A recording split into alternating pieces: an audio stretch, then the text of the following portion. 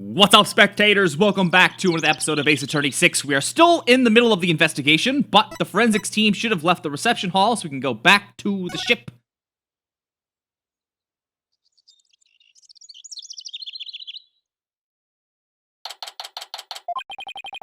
Looks like the police are done with their investigation in here. Wonder if it's okay for us to take a look around now. Hi, Mr. Wright. Hello. Would it be alright if we investigate in this room now? Sure. The police are all done, so go for it. Remember that broken lantern? I restored it to perfection. I have to say it's some of my best work.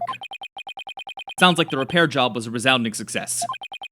Thanks, Emma. We'll take a look at it, too. Well, I'll have to be getting back to the station.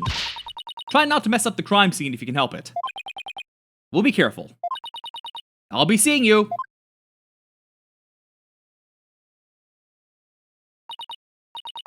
Bye, Emma, and thank you.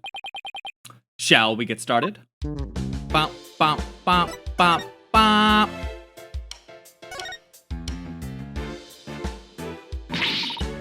Nick!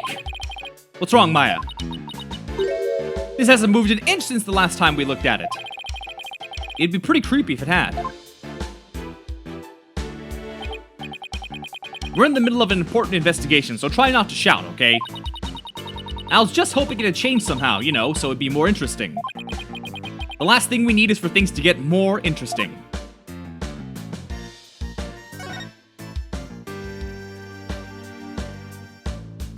What's this? This is where the murder weapon, the timekeeper, was displayed. I guess it's in police custody now. What's this, a key? Let's ask the maid about it. Good idea, she might be able to tell us something. Excuse me, can I ask you a question? Of course, what would you like to know? Do you know anything about this key? It's the key that starts up the timekeeper. A startup key. That's right. Oh, the first startup of love ceremony was so beautiful. The bride and groom each had a symbol of their love, and when they put them together, how romantic it was.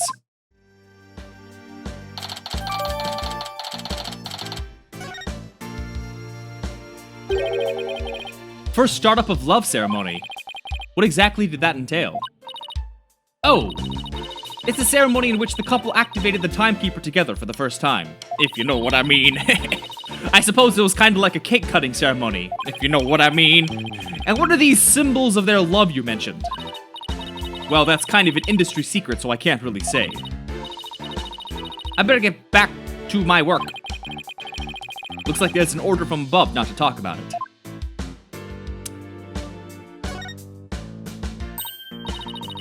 I think that tablecloth is new. They must have changed it since yesterday. How can you tell? Because the food stains that were there are now gone. I should have known it's because it's food related. Doot, doot, doot. It's another beautiful day outside, isn't it? Yeah, if only it wasn't the scene of a murder, we could really enjoy it. We could still enjoy it. It must be tough for the maids to have to work on a beautiful day like today. Oh, we don't mind. I didn't think you could hear me way over there. Here. We don't think of it as simply cleaning. It's more like we're wiping away all the sadness stuck to this airship. Talk about devoted. I guess we've checked out everything of interest in this area.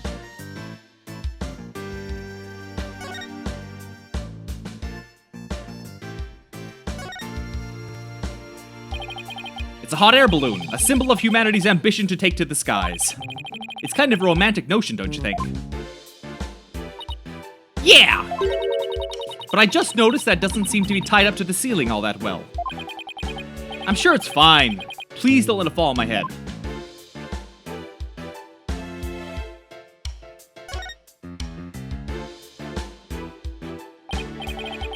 Hey, take a look at that door. Wonder where it goes. Shall we open it up and see? Wait, please don't open that. It's the emergency escape hatch. It leads directly outside. You'll fall to your death.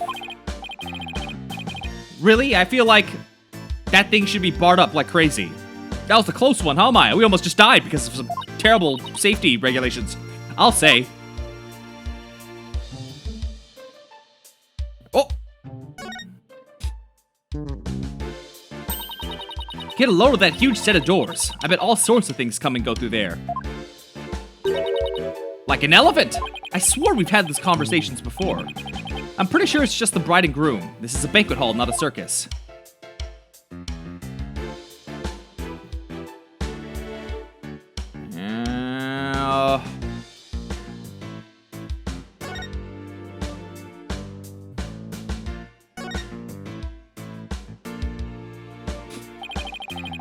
Here's the broken lantern, all patched up. And I do mean patched. Emma said this was some of her best work, so I know she put a lot of effort into it. It was pretty smashed up. Must have been a lot of work to piece it back together. Well, she gets an A for effort at any rate.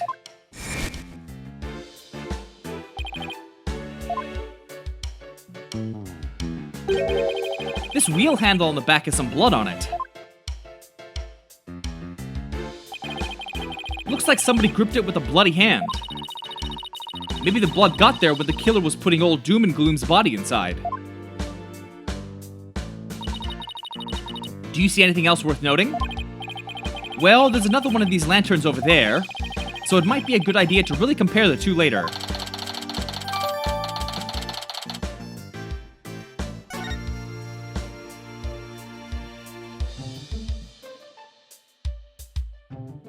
Okay. Excuse me, is the fog machine ready to use now? No, I'm afraid not. We only put dry ice in it when there's an actual reception. I see. That's too bad. She still wants to blast me with a cloud of smoke, doesn't she?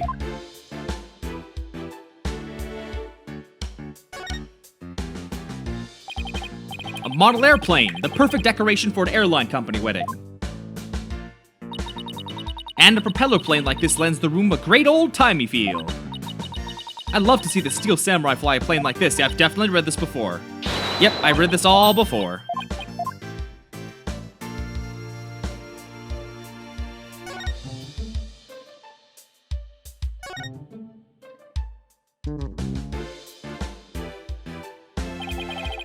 This is the unbroken peggable lantern. And this is the one that Emma restored. I wouldn't say they look exactly the same, more that they're made of the same parts. Wait a minute.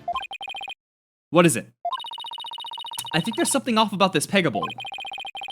Just about everything about it looks off to me. I'm not quite sure what it is, but some detail isn't quite right. Show me the restored lantern again.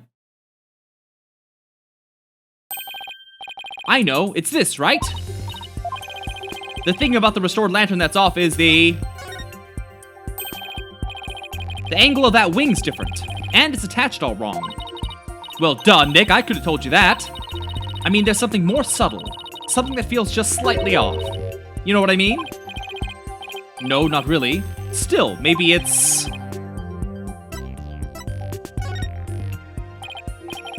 It's the wheel handle. It's a different color altogether.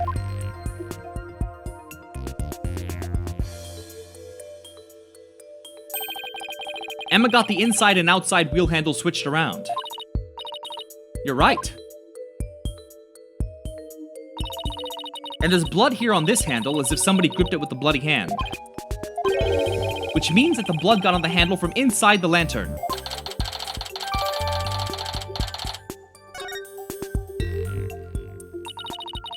Do you think the blood got there when the killer was putting the body in the lantern? It's really hard to say at this point.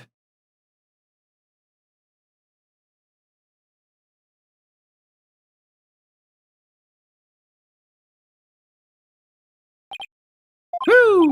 Well, I think we've checked out everything relevant to this case. What are you two doing here? What are you doing here?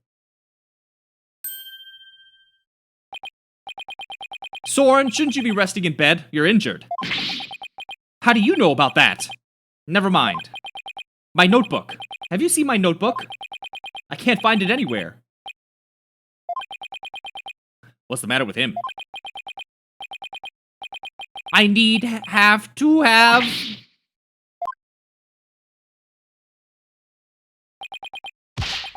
Master Soren, I told you to stay in bed. My notebook. Here you go.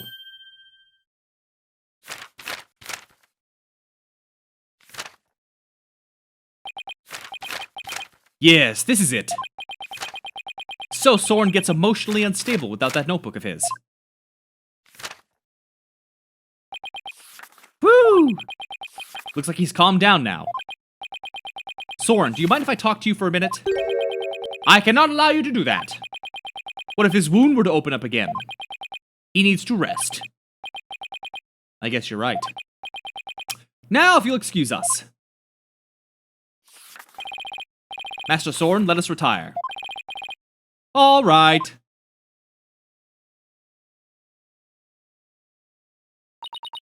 There they go.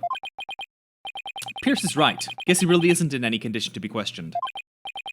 Well, let's go back to the agency and sort through what we've learned.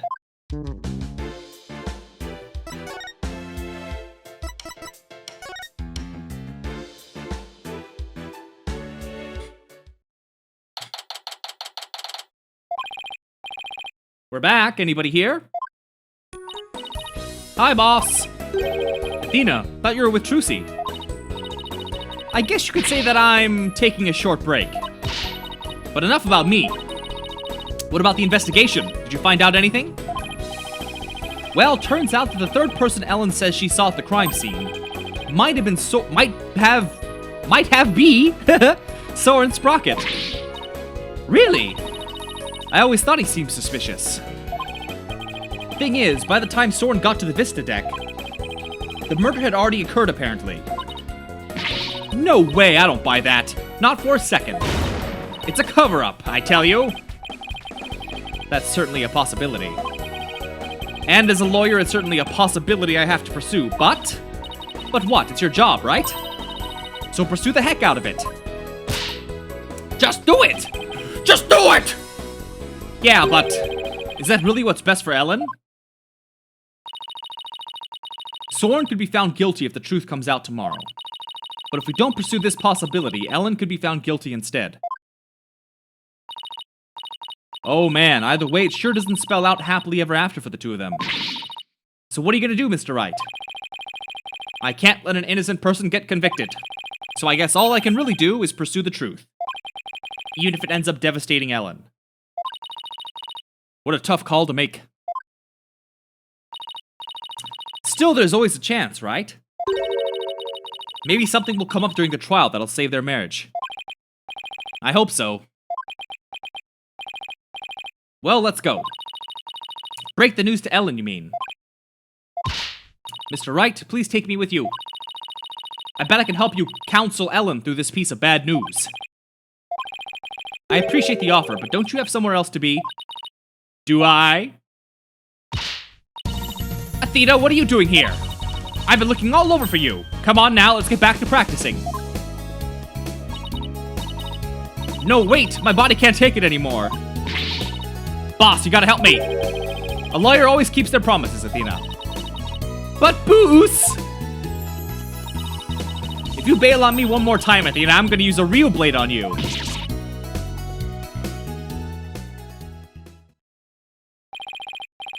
Sorry, Athena, but somebody's gotta do it. Better you than me, though. Hang in there, kiddo. Come on, Maya, we better get going.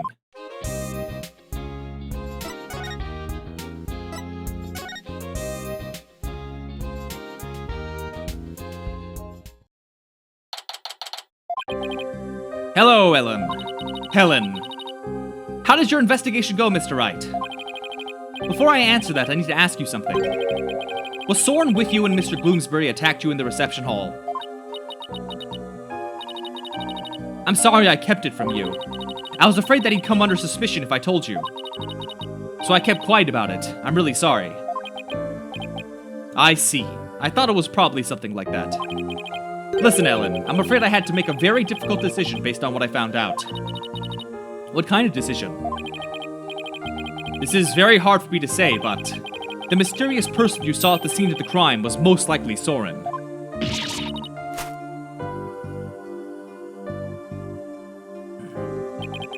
In other words, in court tomorrow, I'm afraid I'll have to propose the possibility that Soren is the true culprit. Soren is innocent! But don't you see? If I don't try to pursue that line of thought, you'll be found guilty.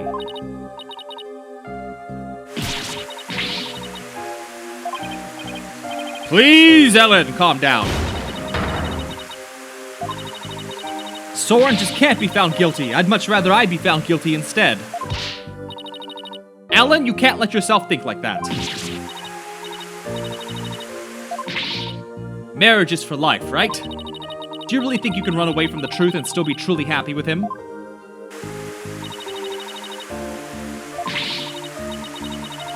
You're not married, so how could you possibly understand? Burn! Sometimes you gotta just do whatever it takes to make things work. Nick, you talk to her.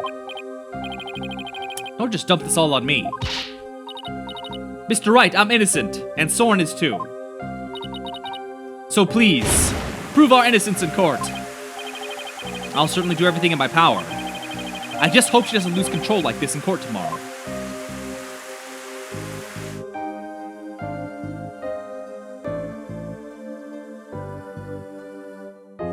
Come on. Let's go!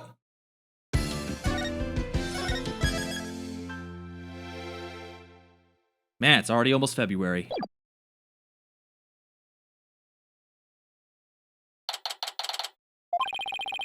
So the one thing we found out yesterday is that Soren was there at the crime scene. I only hope I can get some testimony from him that'll get to the heart of the matter. Mr. Wright. Good morning, Ellen. I'm afraid you might not like the result of today's trial. Nevertheless, don't tell me you're still thinking of going that route. Soren is innocent. He can't be found guilty. Take me instead. Ellen, please! Get a hold of yourself.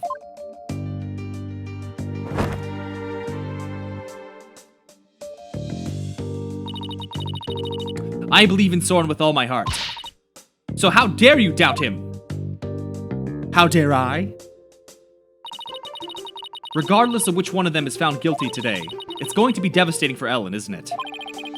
We'll just have to do everything we can. That's the best we can do, you know? The trial's about to begin, Mr. Wright. All right, let's go, Maya.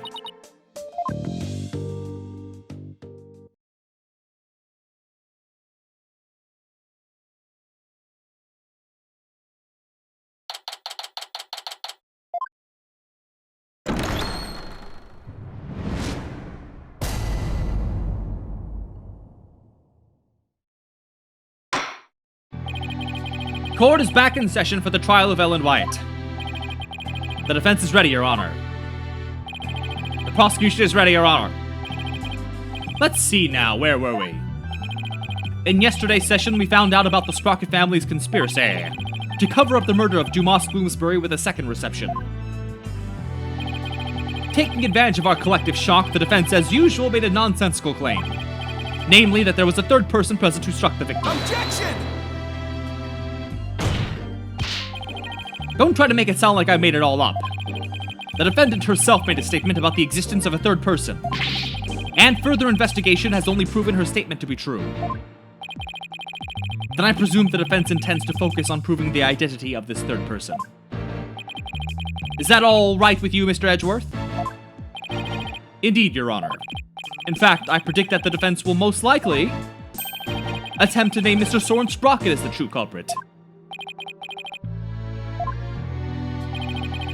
The driver during the accident that killed Mr. Sprocket's sister was the victim. Therefore, Mr. Sprocket had a motive to murder Mr. Bloomsbury. That's what you plan to assert, is it not, Mr. Wright? Am I that transparent? Come now, Mr. Wright, did you really think the police wouldn't uncover this information? Congrats on getting it in one, Mr. Edgeworth.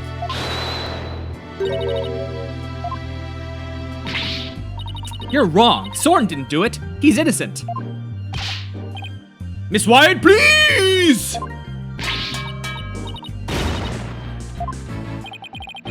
What is this, Mr. Wright? I thought your claim about the existence of a third person came from the defendant. It did. This is just a minor hiccup. Did you not discuss your strategy for today with the defendant, Mr. Wright? Starting off on the wrong foot again is seriously cutting into my lifespan. It would appear that the defense is in disarray. Therefore, the best way to clear things up is to ask Mr. Sprocket himself what happened. Your Honor, the prosecution would like to call Soren Sprocket to the stand. Very well, bailiff. Please bring Mr. Sprocket to the witness stand.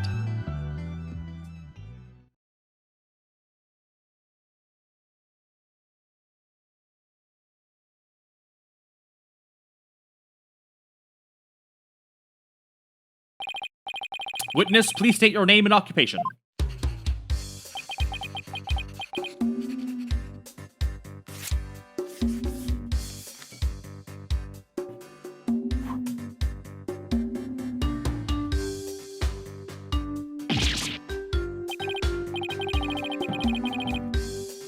There's something written on this paper airplane. Let's see. Soren Sprocket, Managing Director of Sprocket Aviation. Mr. Sprocket, please give your answers in words, not paper airplanes.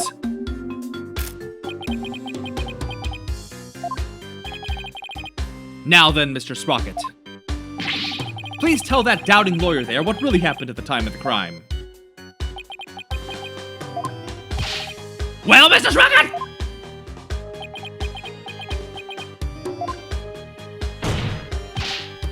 Mr. Sprocket! Okay. You want me to talk about what happened when the crime occurred? In other words, after the first wedding reception. When Ellen and I were in the reception hall, right? Not even the power of the court can stop him from marching to the beat of his own drum. But I'm gonna go ahead and end this video here. So stay tuned for the next one, and thanks for watching. Bye-bye.